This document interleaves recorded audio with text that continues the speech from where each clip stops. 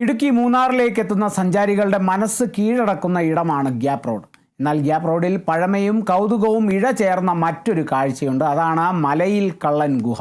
ഈ ഗുഹയുടെ ചില പഴങ്കഥകളും ഇപ്പോഴത്തെ കാഴ്ചകളും കാണാം.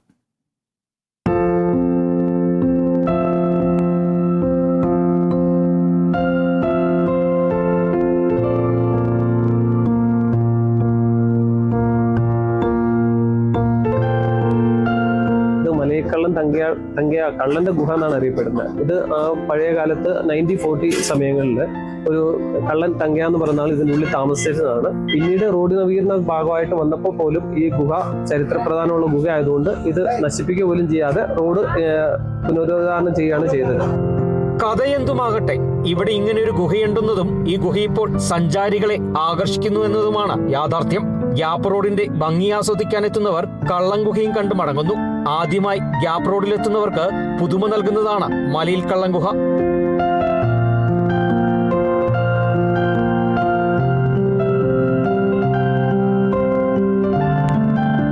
സംഭവം അടിപൊളി ഗുഹയാണ്. ഉള്ളിൽ കയറി കഴിഞ്ഞാലേ 10-15 ആൾക്കാർക്ക് നല്ല പൈസ ഒക്കെ ഉണ്ട്.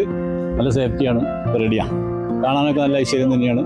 വന്നാ പിന്നെ വരണം തോന്നും. ഒരു വലിയ മുറിയുടെ അത്രയും വലിപ്പം കള്ളൻ ഗുഹയ്ക്കുള്ളിലുണ്ട്. ഗുഹയ്ക്കുള്ളിൽ വെളിച്ചമില്ല.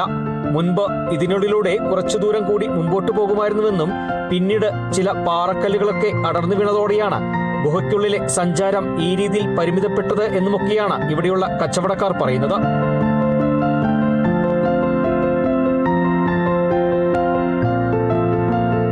ഗ്യാപ്പ് റോഡ് നവീകരിച്ച ശേഷം ഒരു വലിയ മലയിടിച്ചിൽ ഇവിടെ ഉണ്ടായിട്ടുണ്ട്. അത് ഈ മലയിൽ കള്ളൻ ഗുഹയോട് ചേർന്നാണ്. പക്ഷേ ആ മലയിടിച്ചിലിലും പുറമെ മലയിൽ കള്ളൻ ഗുഹയ്ക്ക് കേടുപാടുകൾ ഒന്നും സംഭവിച്ചില്ല. മുമ്പ് ഗ്യാപ്പ് റോഡിന് ഈ കാണുന്ന വീതിയൊന്നും ഉണ്ടായിരുന്നില്ല. പിന്നീട് പാറ പൊട്ടിച്ചും മലയിടിച്ചുമൊക്കെയാണ് ഗ്യാപ്പ് റോഡിന്റെ വീതി കൂട്ടിയത്. മലയിൽ കള്ളൻ ഗുഹയുടെ നവീകരണം നടത്തിയാൽ കൂടുതൽ സഞ്ചാരികൾ ഇവിടേക്ക് ആകർഷിക്കാമെന്നാണ് ഉയരുന്ന വാദം.